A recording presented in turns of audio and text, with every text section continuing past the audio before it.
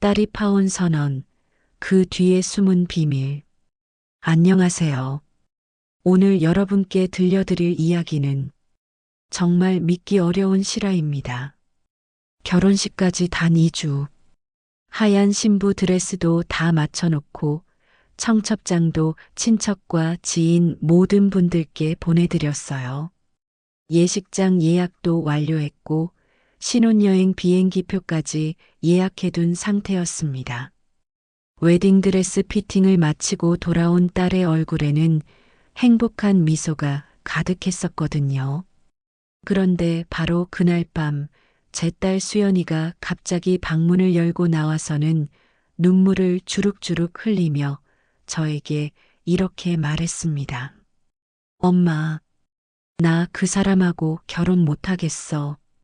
수연아, 무슨 소리야? 지금 뭐라고 한 거야? 이제 와서 그게 무슨 말이니? 그 순간 저는 정말 제 귀를 의심했어요. 뭔가 잘못 들은 게 분명하다고 생각했거든요.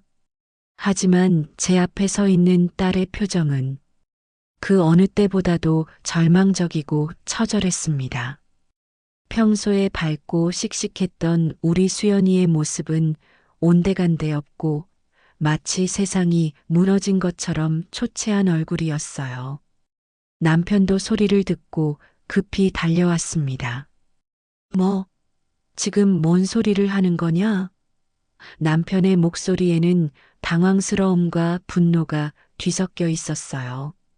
그날 이후 우리 가족에게 일어난 일은 어떤 막장 드라마보다도 어떤 비극적인 영화보다도 더 믿기 어렵고 가슴 아픈 현실이었습니다.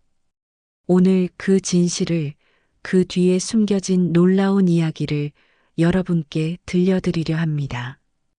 혹시 비슷한 상황을 겪고 계신 분이 있다면 오늘 이야기가 작은 위로가 되었으면 합니다. 먼저 저희 가족 이야기부터 해드릴게요. 저는 올해 58살, 그냥 평범한 동네 아줌마입니다. 남편은 작년에 36년간 다니던 시청에서 정년퇴직을 했고요. 저는 동네 주택가에서 작은 꽃집을 운영하며 소소하게 살고 있어요. 꽃집이라고 해봐야 정말 작은 가게예요. 하루 매출이 10만 원 넘으면 좋은 날이고 보통은 5만 원에서 7만 원 정도 되거든요. 그래도 동네 분들이 애경사 때마다 찾아주시고 특히 어르신들이 많이 사랑해 주셔서 근근히 운영하고 있어요. 우리 부부의 유일하고 가장 큰 자랑은 29살 딸 수연이었습니다. 수연이는 어릴 때부터 특별히 눈에 띄는 재능이 있는 건 아니었어요. 공부를 특별히 잘하는 것도 아니고 운동을 잘하는 것도 아니고 예체능 쪽 재능이 있는 것도 아니었거든요. 그냥 평범한 아이였어요. 하지만 성실하고 다정한 성격만큼은 정말 누구보다도 훌륭했습니다.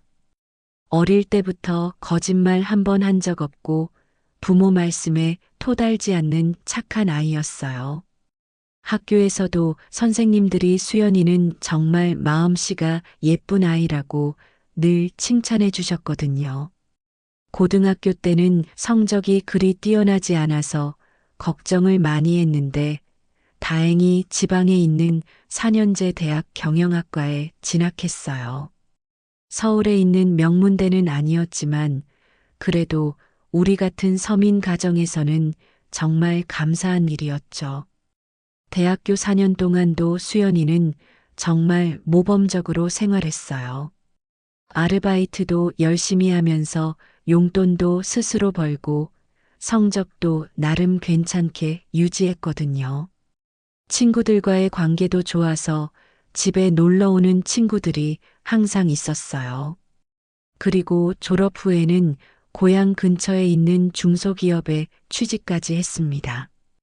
대기업은 아니었지만 그래도 정규직으로 들어가서 매달 200만 원 정도 월급을 받게 되었어요. 우리 같은 부모 입장에서는 정말 든든했죠. 수연이는 월급을 받기 시작하면서 집에 매달 50만 원씩 생활비를 넣어주기 시작했어요. 엄마, 아빠가 지금까지 키워주신 은혜를 조금이라도 갚고 싶어요라고 말하면서요. 정말 고마운 딸이었습니다. 그런 수연이가 26살 되던 해, 여름 회사 동료 모임에서 한 남자분을 만났다고 저희에게 이야기했어요. 처음에는 그냥 친구 사이라고 했는데 몇 달 후부터는 얼굴에 미소가 늘 있더라고요. 엄마, 나 소개해드리고 싶은 사람이 있어요. 수연이가 처음으로 남자친구 이야기를 꺼냈을 때 저와 남편은 정말 설렜어요. 우리 딸이 드디어 좋은 사람을 만났구나 하는 기쁨이 컸거든요. 그리고 드디어 그 남자분을 우리 집으로 데려왔습니다.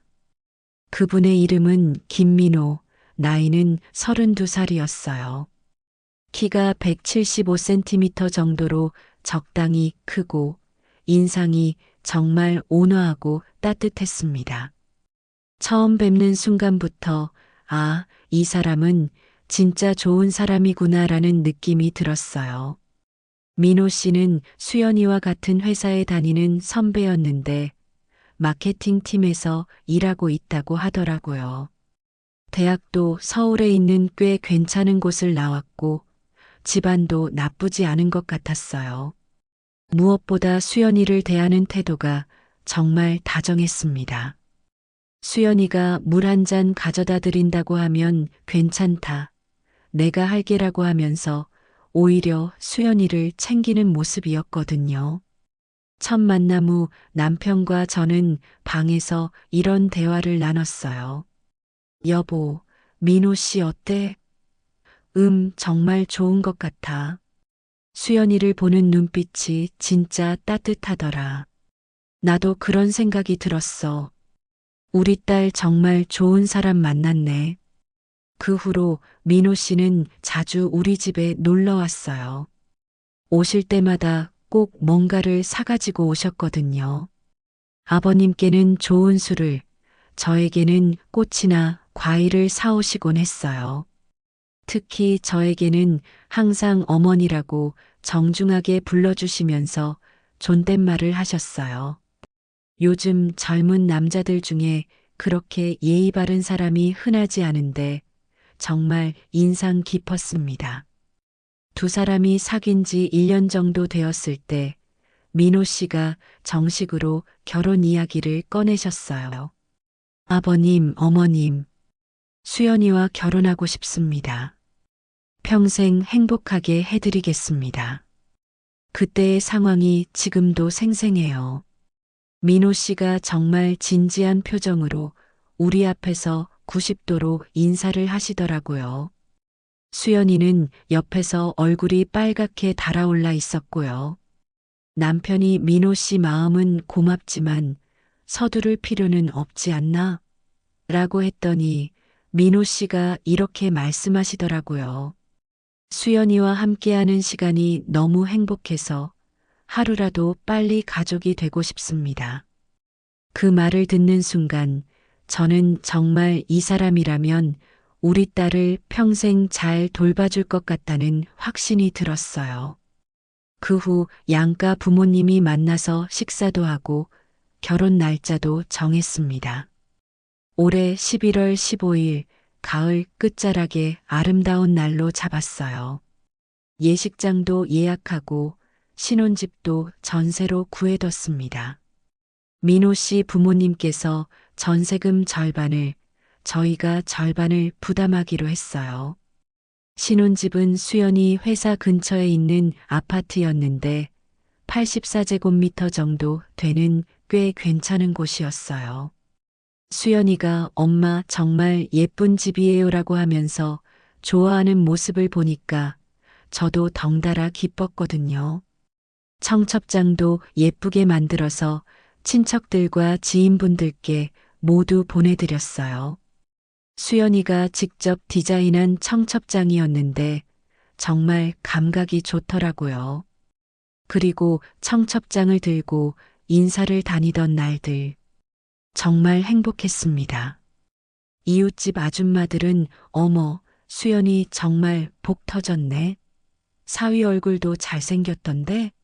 라고 하셨고, 친척들은 민호 씨 정말 괜찮은 사람 같던데, 수연이가 행복하겠다라고 축복해 주셨어요.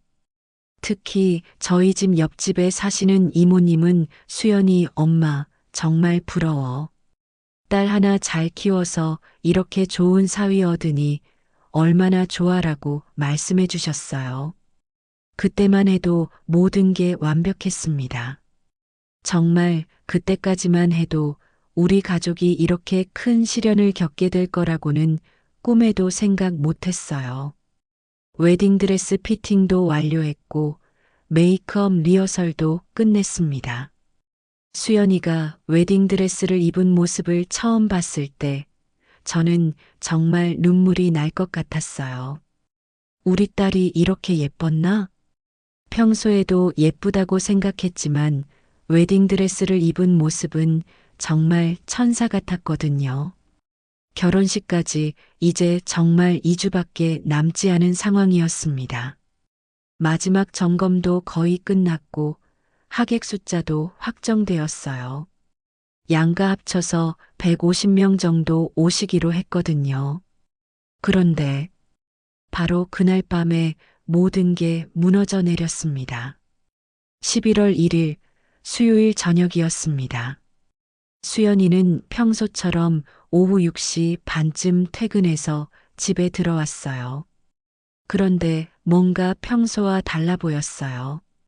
얼굴이 많이 상기되어 있고 눈이 조금 부어 있는 것 같았거든요. 수연아, 괜찮아? 얼굴이 안 좋아 보이네. 제가 물어봤더니 아니에요. 그냥 회사 일이 좀 힘들어서요라고 대답하면서 자기 방으로 들어갔어요. 저녁 식사 때도 평소보다 말이 없었어요. 보통은 회사에서 있었던 일들을 재미있게 이야기해주곤 했는데 그날은 거의 말이 없이 밥만 먹더라고요. 수연아, 민호 씨는 요즘 어때? 결혼 준비하느라 많이 바쁘지? 남편이 물어봤을 때도 네, 바빠요라고만 간단히 대답했어요.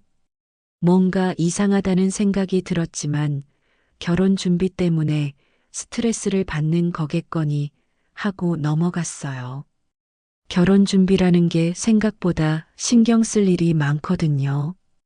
저녁 식사를 마치고 수연이는 다시 자기 방으로 들어갔어요. 그런데 1시간 정도 지났을까 갑자기 방에서 엉엉 우는 소리가 들리기 시작했습니다. 처음에는 TV 소리인가 하고 생각했어요. 요즘 드라마들이 감동적인 장면이 많잖아요. 그런데 계속 듣다 보니까 진짜 우는 소리더라고요.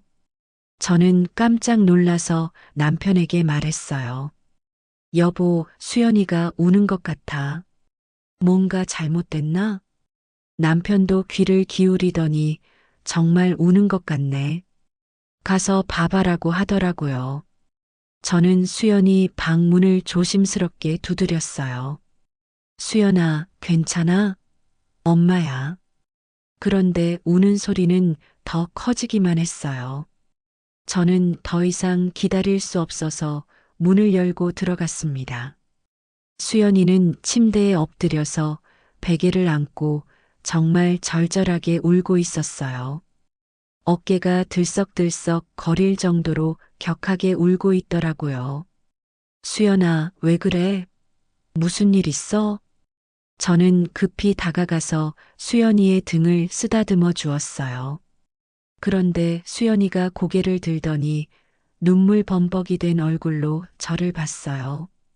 그 얼굴을 보는 순간 저는 정말 가슴이 철렁 내려앉았어요. 보통 슬픈 게 아니라 뭔가 절망적인 표정이었거든요. 엄마, 수연이가 떨리는 목소리로 저를 불렀어요. 왜 그래, 우리 딸? 뭔 일이야?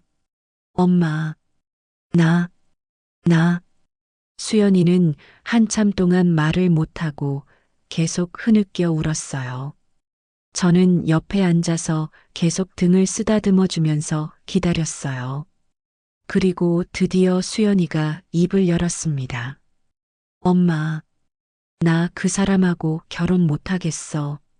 순간 저는 정말 제 귀를 의심했어요. 뭔가 잘못 들었을 거라고 생각했거든요. 뭐, 지금 뭐라고 했어? 나, 민호 오빠하고 결혼 못해.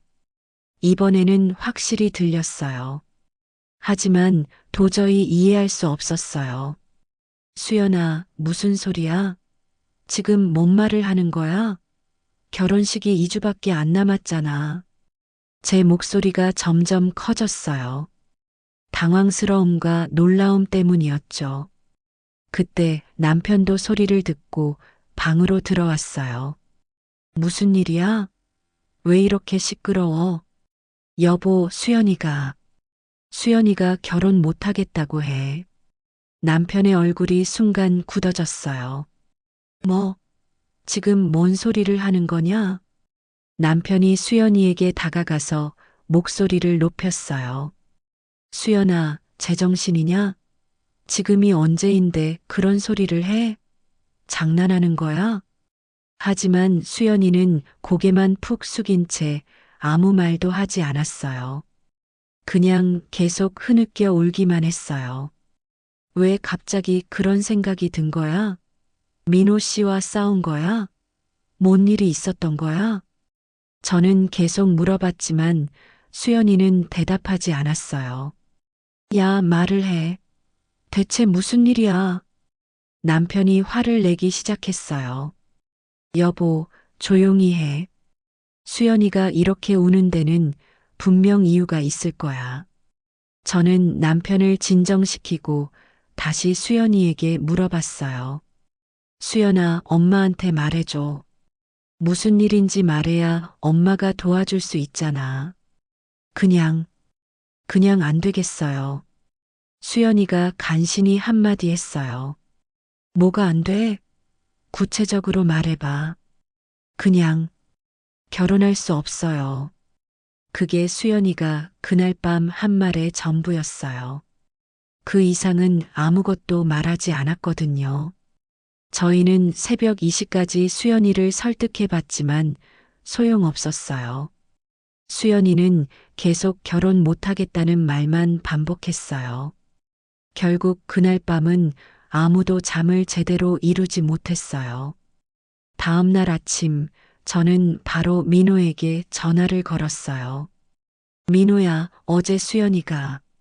그런데 민호의 목소리가 뭔가 이상했어요. 평소에는 밝고 활기찬 목소리였는데 그날은 정말 힘없고 떨리는 목소리였거든요. 어머니, 죄송합니다. 뭐가 죄송해? 무슨 일인지 설명 좀 해봐.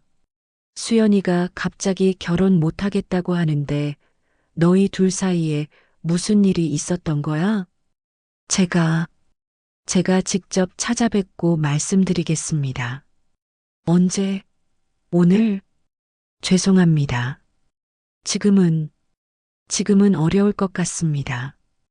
그리고 민호는 전화를 끊어버렸어요. 저는 다시 전화를 걸었지만 받지 않더라고요. 1시간 후에 또 걸어봤지만 여전히 받지 않았어요. 오후가 되어서 다시 전화를 걸어봤더니 이번에는 아예 전화기가 꺼져 있었어요. 이상하네.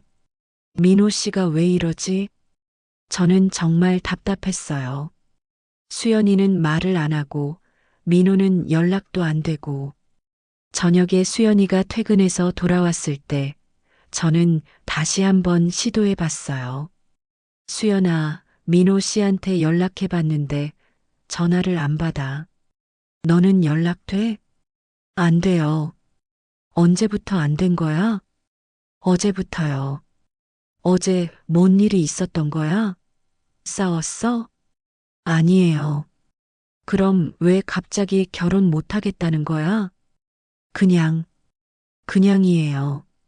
수연이는 여전히 구체적인 이유를 말하지 않았어요. 그 후로 3일이 지났습니다. 민호와는 여전히 연락이 안 됐어요. 카톡을 보내면 읽기는 하는데 답장을 하지 않았어요. 전화를 걸면 항상 꺼져 있거나 받지 않았고요. 남편은 점점 화가 났어요. 이게 뭐야? 결혼 약속해놓고 연락도 안 되고 이런 식으로 할 거면 애초에 왜 결혼하자고 했어? 여보, 분명 무슨 이유가 있을 거야. 민호 씨가 그런 사람이 아니잖아. 무슨 이유든 이렇게 하는 건 아니지. 최소한의 예의라는 게 있잖아. 남편 말도 맞았어요. 아무리 무슨 일이 있어도 이렇게 연락을 끊는 건 너무했거든요. 더 큰 문제는 결혼식까지 이제 10일밖에 안 남았다는 거였어요. 하객들께는 뭐라고 말씀드려야 할지, 예식장은 어떻게 할지, 내일 당장 그 집 찾아간다. 남편이 결국 폭발했어요. 여보, 진정해. 일단 수연이랑 더 얘기해보자. 하지만 수연이는 여전히 입을 열지 않았어요. 회사에서 돌아오면 방에 틀어박혀서 나오지 않았고 밥도 제대로 먹지 않았어요. 그런 딸을 보고 있으니 정말 마음이 찢어지는 것 같았어요. 결혼식 취소 소문은 순식간에 동네 전체로 퍼져나갔습니다. 제가 운영하는 꽃집에 오시는 단골 아주머니들이 하나둘씩 물어보기 시작했어요. 수연이 엄마, 수연이 결혼식 연기된다면서? 아니, 뭔 일인지는 모르겠는데. 혹시 남자 쪽에서 문제가 생긴 거야? 그런 질문들을 받을 때마다 정말 가슴이 뜨끔했어요. 더 힘든 건 이웃들의 수군거림이었어요. 결혼식 다 준비해놓고 왜 갑자기 파혼한다는 거야? 혹시 남자가 바람 피운 거 아니야? 아니면 돈 문제? 요즘 결혼 비용이 만만치 않잖아. 수연이 엄마 표정 보니까 뭔가 큰일 난 것 같던데. 그런 말들이 귀에 들어올 때마다 정말 견디기 힘들었어요. 꽃집에 앉아 있으면서도 계속 그런 생각만 들었거든요. 특히 옆집 아줌마는 대놓고 물어보더라고요. 수연이 엄마 솔직히 말해봐. 민호 씨가 딴 여자 생긴 거야? 아니에요. 그런 게 아니에요. 그럼 뭐야? 요즘 젊은 남자들이 워낙 변덕이 심해서 그런 말을 들을 때마다 정말 화가 났지만 그렇다고 화를 낼 수도 없었어요. 저도 정확한 이유를 모르니까요. 결혼식까지 일주일이 남은 시점에서 우리 집 분위기는 정말 최악이었어요. 남편은 매일 술을 마시며 화를 냈어요. 이게 뭐야? 36년 동안 성실하게 살아온 내가 동네에서 이런 구박을 받아야 하나? 여보, 그렇게 말하지 마. 뭘 어떻게 말해? 딸이 결혼 약속해놓고 갑자기 파혼한다니까 사람들이 뭐라고 생각하겠어? 우리 가족에게 뭔가 문제가 있는 줄 알겠지. 남편의 말도 이해가 됐어요. 평생 성실하게 살아온 사람이 갑자기 이런 일로 동네에서 손가락질 받으니 얼마나 속상하겠어요. 수연이도 점점 상태가 나빠졌어요. 밥도 제대로 안 먹고 회사에서 돌아오면 방에만 틀어박혀 있었어요. 어느 날 밤에는 수연이가 악몽을 꾸는지 잠결에 계속 울음소리가 들렸어요. 안 돼, 안 돼, 라고 중얼거리면서요. 저는 정말 걱정이 되어서 수연이 방에 들어가 봤어요. 수연아, 괜찮아? 엄마. 수연이가 깨어서 제게 안겼어요. 온몸이 땀에 젖어 있었어요. 무슨 꿈 꿨어? 무서운 꿈이요. 뭐가 무서웠는데?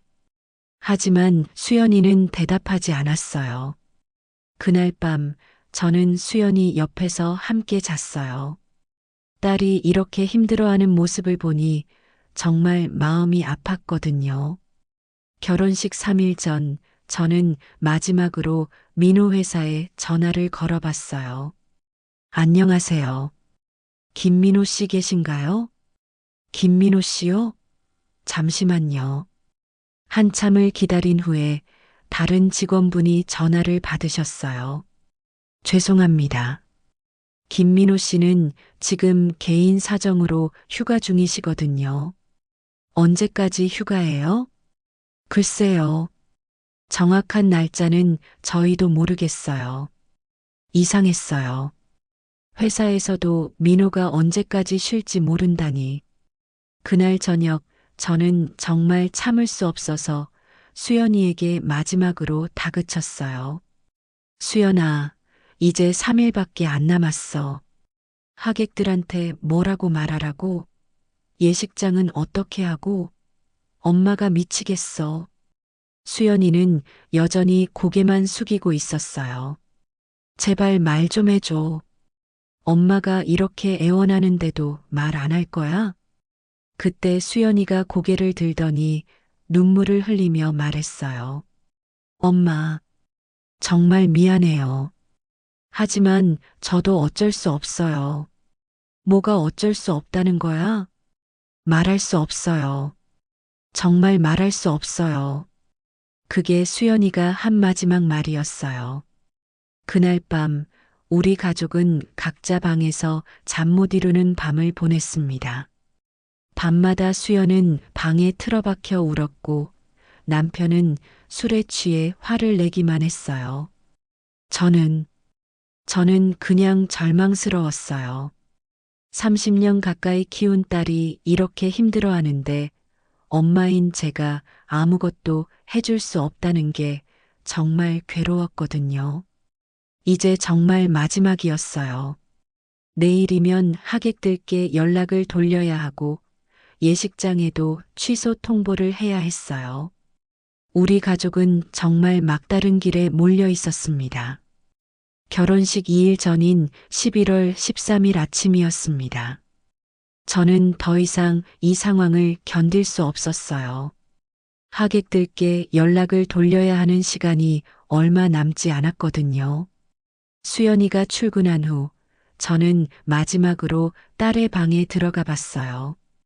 혹시 뭔가 단서가 될 만한 게 있을까 해서요.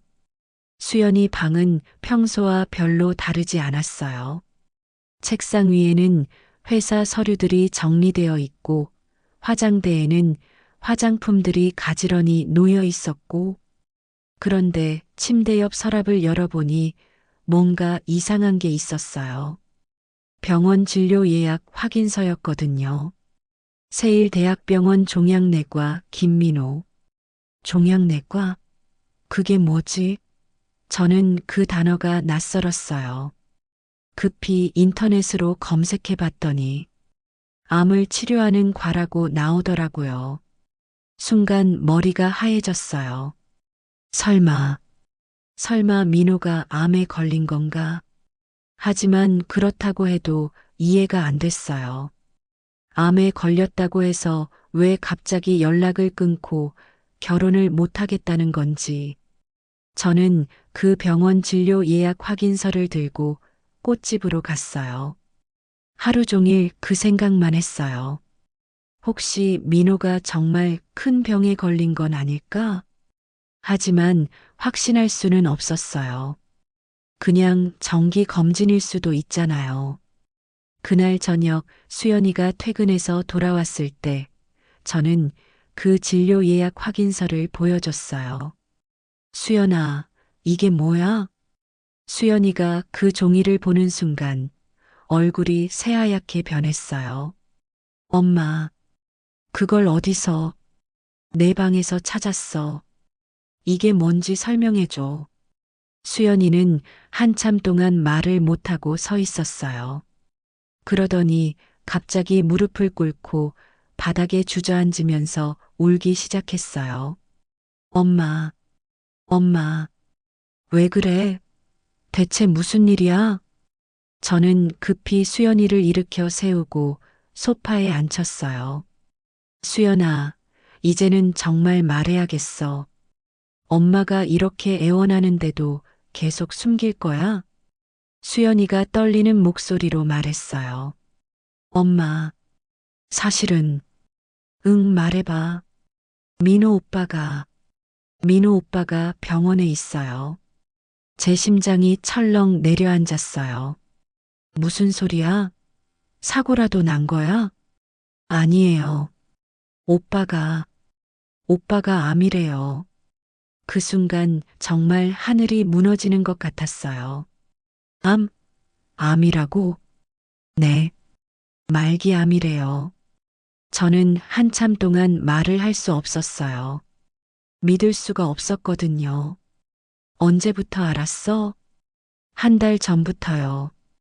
한 달 전부터 알고 있었는데 왜 이제야 말해? 오빠가, 오빠가 말하지 말라고 했어요. 수연이가 흐느끼며 말했어요. 처음에는 검사 결과를 기다리는 거라고 했어요. 별거 아닐 거라고. 그런데 결과가 나오고 나서 결과가 어떻게 나왔는데? 사기라고. 이미 다른 장기로도 전이됐다고. 저는 정말 충격을 받았어요. 사기라면 그건 정말 심각한 상태잖아요. 그럼 치료는? 치료받으면 나을 수 있는 거 아니야? 의사 선생님이 길어야 6개월이라고 했대요. 6개월. 그 말을 듣는 순간 정말 눈앞이 캄캄해졌어요.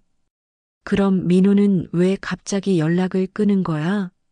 이럴 때일수록 함께 있어야 하는 거 아니야? 오빠가, 오빠가 제게 이렇게 말했어요. 수연이가 눈물을 닦으며 말했어요. 수연아, 나는 이제 오래 살 수 없어. 그런데 너까지 나 때문에 평생 상처받으며 살게 할 수는 없어. 차라리 지금 끝내는 게 나아. 그래서 결혼까지 해서 내가 6개월 후에 과부가 되게 할 수는 없어. 그리고 내가 아파서 고생하는 모습을 내가 보는 것도 싫어. 민호의 마음을 이해할 수 있었어요. 사랑하는 사람을 지키기 위한 마음이었으니까요. 그래서 오빠가 일부러 저에게 차갑게 대했어요. 우리 그냥 헤어지자. 나 다른 사람 생겼어라고. 뭐라고? 물론 거짓말이었어요. 저를 떠나보내기 위한. 하지만 저는 그게 거짓말인 줄 알았거든요. 오빠 표정을 보니까 수연이는 그때를 떠올리며 또 울기 시작했어요. 오빠가 그런 말을 할 때 눈에 눈물이 고여 있었어요. 목소리도 떨리고 저는 바로 알 수 있었어요. 거짓말이라는 걸. 그래서 뭐라고 했어? 오빠, 거짓말하지 마세요. 진짜 이유가 뭔지 말해주세요라고 했어요. 그랬더니 오빠가 결국 다 말해줬어요. 수연이의 이야기를 들으면서 저는 정말 가슴이 미어졌어요. 32살의 젊은 남자가 이런 상황에서 얼마나 절망스러웠을까요? 그래서 오빠가 마지막으로 저에게 이렇게 말했어요. 수연아, 제발 나를 잊고 행복하게 살아줘. 그게 내가 바라는 전부야. 그래서 연락을 끊은 거구나. 네. 오빠는 저를 정말 사랑해서 떠난 거예요. 그제야 모든 퍼즐이 맞춰졌어요. 갑작스러운 연락 두절, 시선조차 마주치지 않던 민호의 태도, 전화를 받지 않던 이유, 모든 게 사랑하는 여자를 지키기 위한 절절한 마음에서 나온 거였어요. 수연아, 민호가 지금 어느 병원에 있어? 대학병원이요. 우리 가보자. 엄마, 가봐야겠어. 이 상황을 그냥 두고 볼 수는 없어. 저는 수연이 손을 잡고 일어섰어요. 하지만 오빠가 만나기 싫어할 것 같은데. 그래도 가야 해. 우리가 먼저 가서 이야기해 보자. 그날 저녁 저와 수연이는 대학병원으로 향했어요. 남편에게도 사실을 말했더니 말없이 따라 나섰어요. 병원에 도착해서 간호사실에 물어보니 민호는 7층 병동에 입원해 있다고 하더라고요. 7층에 올라가서 민호의 병실을 찾았어요. 707호실이었습니다. 문 앞에서 한참을 망설였어요. 뭐라고 말해야 할지 모르겠더라고요. 저는 조심스럽게 문을 두드렸어요. 들어오세요. 안에서 익숙한 목소리가 들렸어요. 하지만 평소보다 훨씬 약한 목소리였어요. 문을 열고 들어가니 정말 충격이었어요. 평소에 건장하고 활기찼던 민호의 모습은 온데간데 없고 아주 야윈 모습으로 침대에 누워 있었어요. 머리카락도 많이 빠져서 거의 대머리 상태였고 얼굴도 새하얗게 변해 있었어요. 어머니, 아버님, 수연아. 민호가 우리를 보고 깜짝 놀라더니 급히 일어나려고 했어요. 민호야, 누워 있어. 괜찮아. 저는 급히 다가가서 민호를 다시 눕혔어요.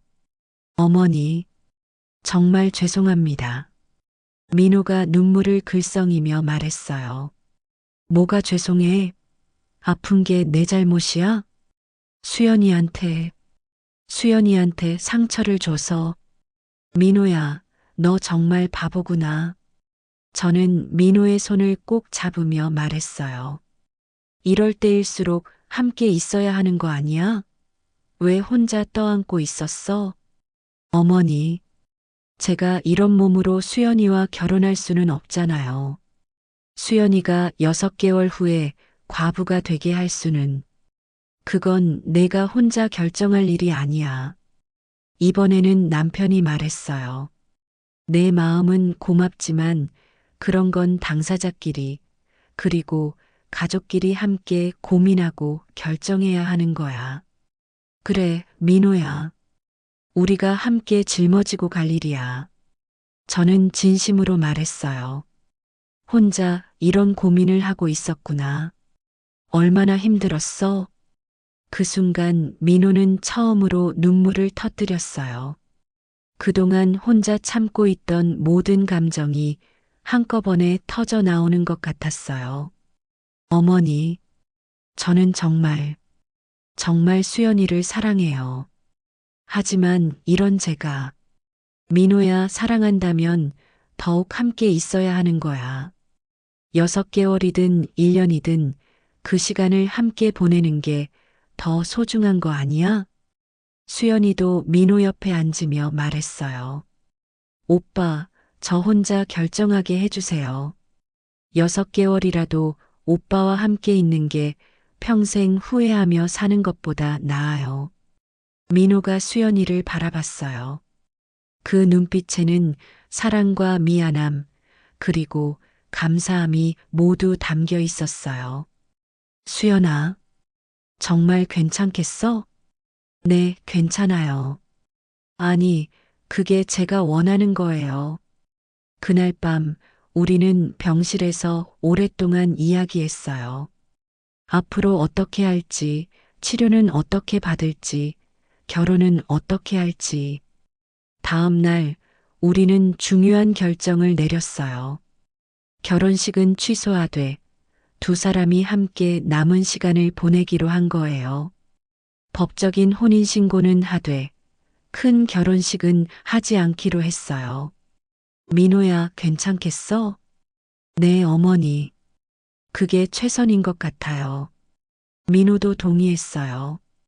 하객들께는 신랑 건강상 문제로 결혼식을 연기한다고 연락을 돌렸어요. 구체적인 이유는 말하지 않았어요.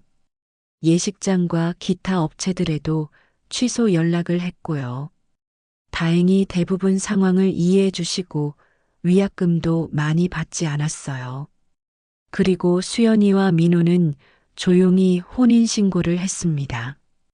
이제 정말 가족이네. 저는 혼인신고증을 받아든 두 사람을 보며 말했어요. 어머니, 감사합니다. 민호가 깊은 절을 했어요. 뭘 감사해? 이제 우리 아들인데. 정말로 민호는 우리 아들이 되었어요. 비록 짧은 시간이겠지만 진짜 가족이 된 거죠. 그 후로 민호는 외래 치료를 받으며 집에서 지냈어요. 수연이도 회사에 사정을 이야기하고 단축 근무를 하게 되었고요. 두 사람은 정말 한시라도 떨어지지 않으려고 했어요. 민호의 컨디션이 좋은 날에는 함께 산책을 하거나 영화를 보러 갔어요. 특히 두 사람이 좋아했던 공원에 자주 갔었죠. 어머니, 저희 사진 좀 찍어주세요. 벚꽃이 만개한 봄날, 두 사람은 공원에서 사진을 많이 찍었어요. 저는 그때마다 사진을 찍어줬는데 두 사람의 미소가 정말 행복해 보였어요. 민호는 아픈 몸에도 불구하고 수연이를 위해 많은 것들을 준비했어요. 수연아, 이거 봐. 어느 날 민호가 두꺼운 앨범을 보여줬어요. 뭐예요? 우리 추억을 정리한 거야. 처음 만난 날부터 지금까지. 앨범에는 두 사람이 함께 찍은 사진들과 함께 민호가 직접 쓴 글들이 있었어요. 수연아, 너를 처음 봤을 때의 그 떨림을 아직도 기억해. 내가 웃을 때마다 내 세상이 밝아져. 비록 우리에게 주어진 시간이 짧지만 이 시간들이 내 인생에서 가장 행복한 시간이야. 그런 글들을 읽으면서 저도 눈물이 났어요. 병원 침대 옆에는 수연이가 정성껏 꾸민 작은 화분들이 놓여 있었어요. 저희 꽃집에서 가져온 예쁜 꽃들이었죠. 오빠, 이 꽃들처럼 우리 사랑도 계속 피어날 거예요. 수연이가 그렇게 말할 때마다 민호는 미소를 지었어요. 하지만 시간은 우리 편이 아니었어요. 여름이 지나고 가을이 오면서 민호의 상태는 점점 나빠졌어요. 9월 말부터는 거의 침대에서 나올 수 없게 되었고 10월에는 다시 병원에 입원하게 되었어요. 수연아, 미안해. 민호가 힘없는 목소리로 말했어요. 뭐가 미안해요? 오빠 잘못이 아니잖아요. 내가 나 때문에 이렇게 고생하잖아. 고생이 아니에요. 오빠와 함께 있는 거예요. 수연이는 매일 병원에서 민호를 돌봤어요. 회사도 휴직하고 거의 24시간 병원에 있었죠. 저와 남편도 교대로 병원에 가서 민호를 돌봤어요. 정말 친아들처럼 생각하고 있었거든요. 11월 들어서는 민호가 거의 의식을 잃고 있는 시간이 많아졌어요. 의사 선생님, 얼마나 더? 저는 담당 의사에게 물어봤어요. 며칠, 길어야 일주일 정도 될 것 같습니다. 그 말을 듣는 순간 정말 마음이 무너졌어요. 11월 20일 새벽이었습니다. 민호가 잠깐 의식을 회복했어요. 수연아, 어머니, 아버님, 우리는 모두 민호의 침대 주위에 모였어요. 민호야, 아프지? 괜찮아요. 어머니, 민호가 힘들게 말했어요. 수연아, 고마워.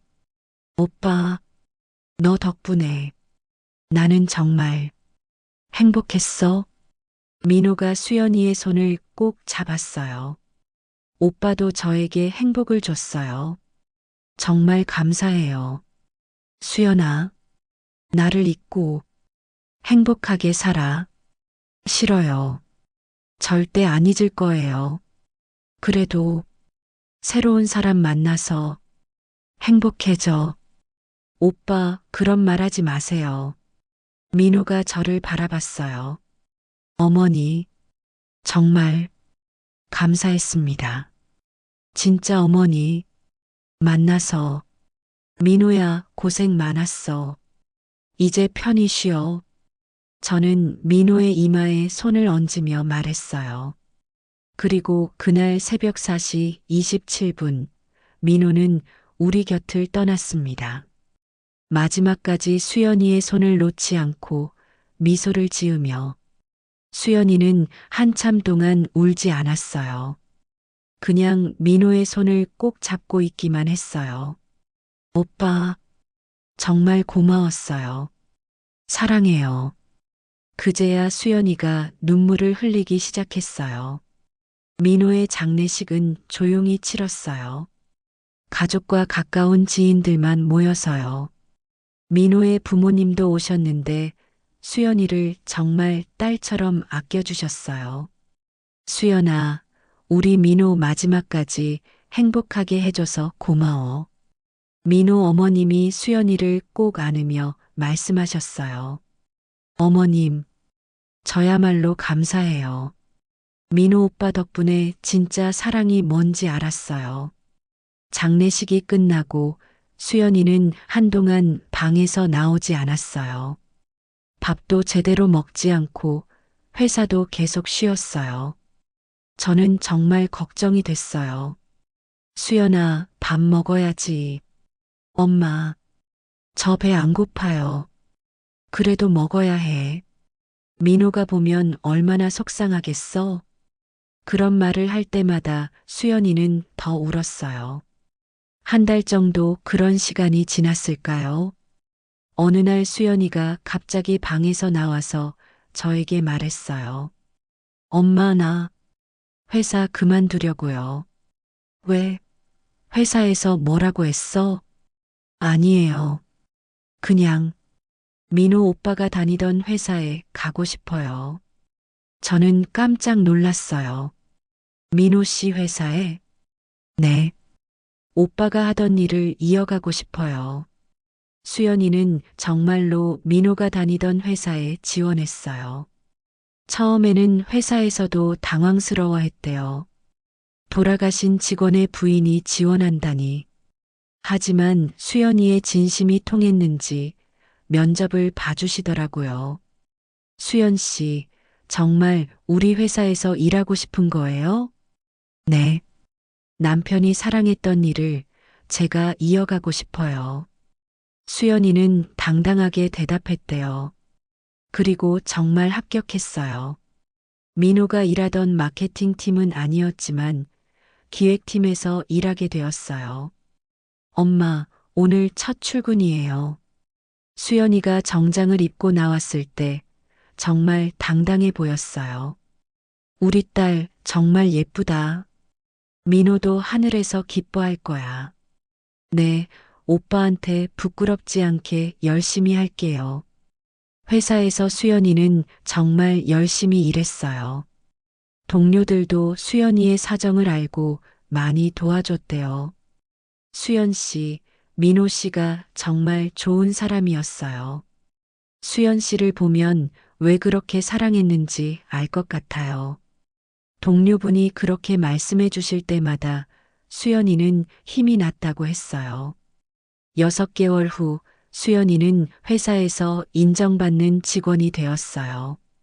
특히 민호가 기획했던 프로젝트를 수연이가 이어받아서 성공시켰거든요.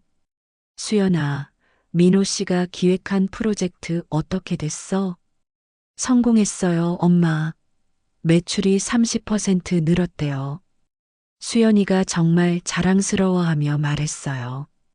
오빠가 얼마나 기뻐할까요? 그럼 하늘에서 정말 기뻐하고 있을 거야. 수연이는 민호의 책상을 그대로 보존해 달라고 회사에 부탁했어요. 그리고 그 책상 위에 작은 꽃을 올려두곤 했대요. 오빠, 오늘도 열심히 일했어요.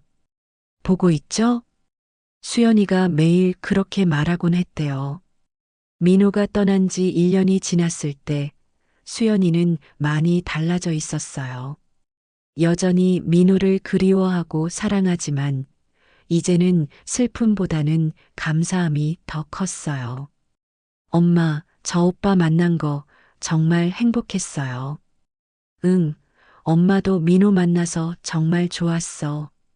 6개월이었지만 정말 행복한 시간이었어요. 수연이가 그렇게 말할 때 얼굴에는 미소가 있었어요. 그리고 오빠가 저에게 많은 걸 가르쳐 줬어요. 진짜 사랑이 뭔지, 소중한 사람을 어떻게 대해야 하는지. 그래, 민호가 우리 가족에게 정말 많은 걸 남겨줬구나. 지금 수연이는 32살이 되었어요.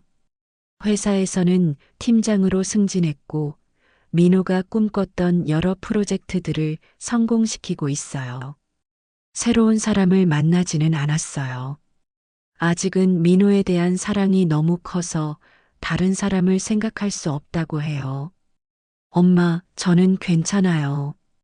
오빠와의 추억만으로도 충분히 행복해요. 그래도 언젠가는 또 누군가를 만날 수도 있겠죠. 하지만 지금은 오빠가 사랑했던 일에 집중하고 싶어요. 수연이는 정말 성숙해졌어요. 매주 주말에는 민호의 묘소에 가서 꽃을 바치고 이야기를 해요. 오빠, 이번 주에는 이런 일이 있었어요.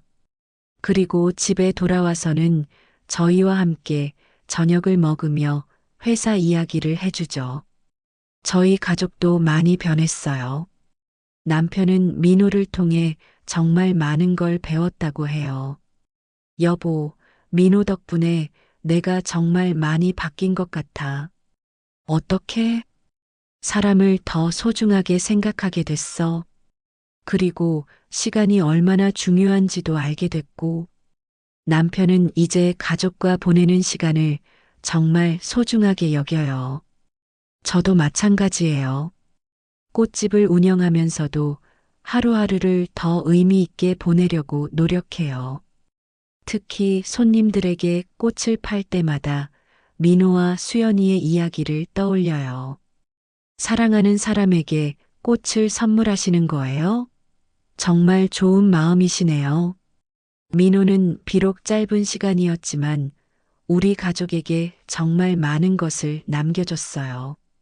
사랑이 무엇인지, 가족이 얼마나 소중한지, 시간이 얼마나 귀중한지, 그리고 무엇보다 어려운 상황에서도 서로를 아끼고 사랑하는 마음이 얼마나 중요한지 가르쳐 줬어요.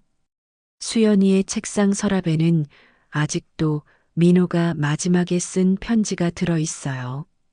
수연아, 이 편지를 읽고 있다면 나는 이미 내 곁에 없겠지. 하지만 슬퍼하지 마. 나는 정말 행복했어. 내가 있어서 행복했고, 너희 가족을 만나서 행복했어. 그리고 너와 함께한 시간들이 내 인생에서 가장 빛나는 순간들이었어. 수연아, 나를 잊지는 말되 너무 오래 슬퍼하지는 마. 내가 행복한 것이 내가 가장 바라는 일이야. 언젠가 새로운 사람을 만나게 되면 그때는 마음 편히 사랑해. 나는 하늘에서 널 축복할게. 사랑해, 우리 수연아. 그 편지를 읽을 때마다 수연이는 울지만 동시에 웃기도 해요. 오빠, 정말 마지막까지 저 걱정만 했네요. 처음에 저희 가족을 손가락질하던 이웃들도 이제는 달라졌어요. 진실을 알게 된 후로는 오히려 저희를 더 따뜻하게 대해 주시거든요. 수연이 엄마 정말 고생 많았네. 그런 상황이었구나. 수연이도 대단해. 그 어려운 상황에서 잘 이겨냈네. 민호 씨 정말 좋은 사람이었겠어. 마지막까지 수연이 생각만 하고 이웃분들이 그렇게 말씀해 주실 때마다 정말 고맙다는 생각이 들어요. 그리고 저희 이야기를 듣고 많은 분들이 가족의 소중함을 다시 느꼈다고 하세요. 지금도 수연이는 매일 민호와 대화해요. 오빠, 오늘 회사에서 칭찬받았어요. 오빠, 엄마, 아빠 건강하시죠? 걱정 마세요. 오빠, 보고 싶어요. 하지만 행복해요. 그런 수연이를 보면서 저는 생각해요. 사랑은 정말 영원한 것 같다고. 비록 민호는 우리 곁에 없지만 그가 남긴 사랑은 계속 우리 가족을 따뜻하게 해주고 있어요. 그리고 그 사랑 덕분에 우리 가족은 더 끈끈해졌고 서로를 더 소중히 여기게 되었어요. 이렇게 저희 가족의 이야기를 들려드렸습니다. 처음에는 정말 이해할 수 없었어요. 왜 하필 우리 가족에게 이런 일이 일어났을까? 왜 좋은 사람들에게 이런 시련이 찾아올까? 하지만 시간이 지나고 보니 깨달았어요. 모든 만남에는 의미가 있고 모든 이별에도 의미가 있다는 것을. 민호가 우리 가족에게 온 것도 그리고 떠난 것도 모두 의미가 있었던 거죠. 살다 보면 정말 예상치 못한 일들이 일어나요. 어제까지 행복했던 일상이 갑자기 무너지기도 하고 꿈꿨던 미래가 한순간에 사라지기도 하죠. 하지만 그럴 때일수록 포기하지 말고 함께할 사람들과 손을 잡고 견뎌내는 것이 중요한 것 같아요. 저희 가족도 처음에는 정말 절망적이었어요. 모든 게 끝난 것 같았고 앞이 보이지 않았거든요. 하지만 서로를 믿고 의지하면서 이겨낼 수 있었어요. 민호를 통해서 진정한 사랑이 무엇인지 배웠어요. 사랑은 상대방의 행복을 위해서라면 자신을 희생할 수도 있는 마음이라는 것을. 민호가 수연이를 떠나보내려 했던 것도 수연이가 끝까지 민호 곁에 있으려 했던 것도 모두 진정한 사랑이었어요. 그리고 그런 사랑 앞에서는 시간의 길고 짧음이 중요하지 않다는 것도 알았어요. 6개월이라는 짧은 시간이었지만 그 시간이 평생보다도 더 소중하고 의미 있었거든요. 이번 일을 통해서 가족의 소중함도 다시 한번 느꼈어요. 어려운 상황에서 서로를 포기하지 않고 끝까지 함께한 우리 가족들. 그리고 혈연 관계가 아니었음에도 불구하고 진짜 가족처럼 민호를 받아들이고 사랑한 우리들. 가족이라는 건 핏줄로만 이어지는 게 아니라 마음으로 이어지는 거라는 걸 깨달았어요. 무엇보다 시간이 얼마나 소중한지 알게 되었어요. 우리는 보통 시간이 무한정 있다고 생각하며 살잖아요. 내일도 있고, 모레도 있고, 다음 달도 있고. 하지만 정말로는 아무도 알 수 없는 거예요. 언제 어떤 일이 일어날지. 그러니까 지금 이 순간을, 오늘 하루를 정말 소중하게 보내야 한다는 걸 배웠어요.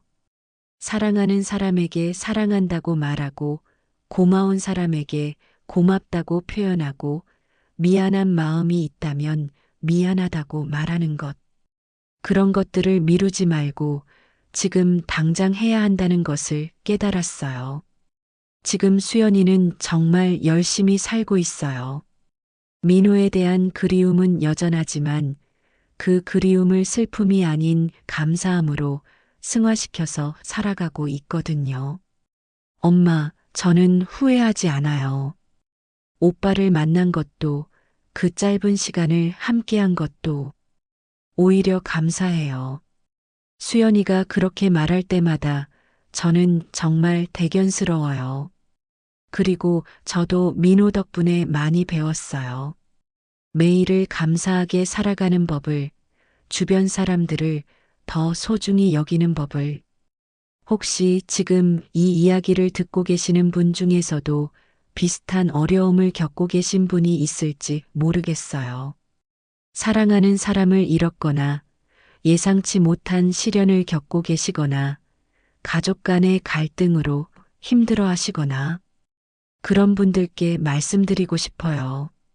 절망하지 마세요. 포기하지 마세요. 어둠이 아무리 깊어도 언젠가는 새벽이 오고 아무리 긴 겨울이라도 언젠가는 봄이 찾아와요. 그리고 그 어려운 시간들이 결국은 우리를 더 성숙하게 만들어주고 삶의 진정한 의미를 깨닫게 해주거든요. 그리고 지금 곁에 사랑하는 사람들이 있으신 분들, 오늘 그 사람들에게 사랑한다고 말씀해 주세요. 고마워, 사랑해, 미안해. 이런 간단한 말들을 아끼지 마세요. 우리에게 주어진 시간이 얼마나 될지는 아무도 모르니까요. 그리고 작은 일상들도 소중하게 여기세요. 함께 밥 먹는 것, 함께 TV 보는 것, 함께 산책하는 것. 그 모든 평범한 순간들이 실은 가장 특별한 선물이에요. 저희 가족의 이야기는 슬픈 이야기이지만 동시에 희망적인 이야기이기도 해요. 사랑의 힘이 얼마나 강한지, 가족의 끈이 얼마나 든든한지, 그리고 인간이 얼마나 강인한 존재인지를 보여주는 이야기니까요. 민호는 비록 우리 곁을 떠났지만 그가 남긴 사랑은 계속 우리와 함께하고 있어요. 그리고 그 사랑이 저희를 더 나은 사람으로 만들어주고 있고요. 언젠가 저희도 민호를 다시 만날 수 있을 거라고 믿어요. 그때까지 열심히 의미 있게 살아가면서 말이에요. 삶에는 설명할 수 없는 고통들이 찾아옵니다. 하지만 그 고통을 함께 나누고 짊어질 사람들이 있다면 그것은 절망이 아닌 희망의 시작일 수 있어요. 오늘의 이야기가 여러분의 마음에 작은 울림을 주었다면, 그리고 여러분 곁에 소중한 사람들을 다시 한번 떠올리게 해드렸다면 저는 정말 기쁠 거예요. 마지막으로 지금 여러분 곁에 있는 그 소중한 분에게 꼭 전해주세요. 당신을 사랑합니다. 긴 이야기 들어주셔서 정말 감사합니다. 오늘의 이야기가 여러분의 마음에 작은 울림을 주었다면 구독과 좋아요, 그리고 알림 설정 부탁드립니다.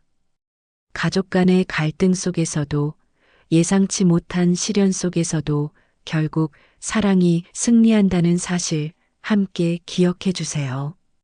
그리고 여러분들의 소중한 사연이나 이야기가 있으시다면 언제든지 댓글로 들려주시기 바랍니다.